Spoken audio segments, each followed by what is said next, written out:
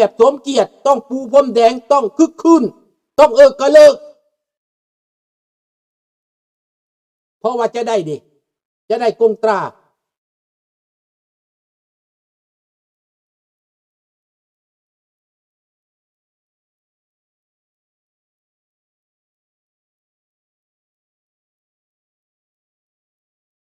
เจ้าอยากว่าเนี่ยเจ้าก็เว้าจีนเจ้าสิว่าอันนี้เป็นหลังบ้านข่อยเนาะบ่เกี่ยวเจ้าอย่าลืมว่าในเอเชียแปซิฟิกอเมริกาถือว่าลาวนี้มีบุญคุณต่ออเมริกาเด้อลาวนี่มีบุญคุณต่ออเมริกาดังนั้นคนลาวหนีตายเขาจึงเอามาอยู่ฮอด1-2 ล้านคนในอเมริกาตาราเจ้าจักบ่รู้ไหมทำไมเขาคนลาวมาถึง2 ล้านคนในอเมริกาดังนั้นอเมริกาต้องแก้ไขปัญหาลาวในอนาคต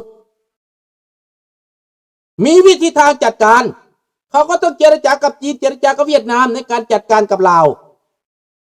รู้จักไหมคนลาวไม่ใช่โง่นะไม่ได้โง่เท่าไหร่นะไม่ได้โง่เขารอถ่าโอกาสนี้มานานเลยนะ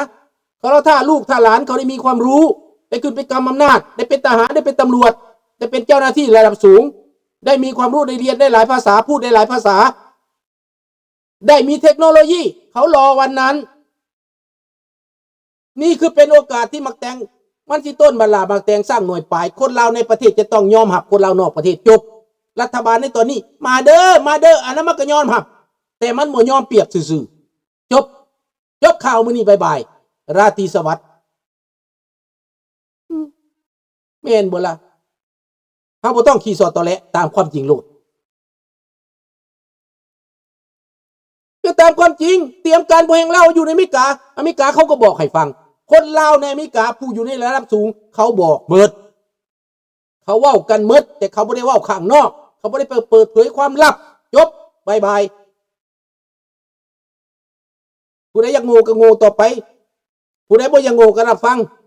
เรียนรู้พัฒนาตัวเองให้มันทัน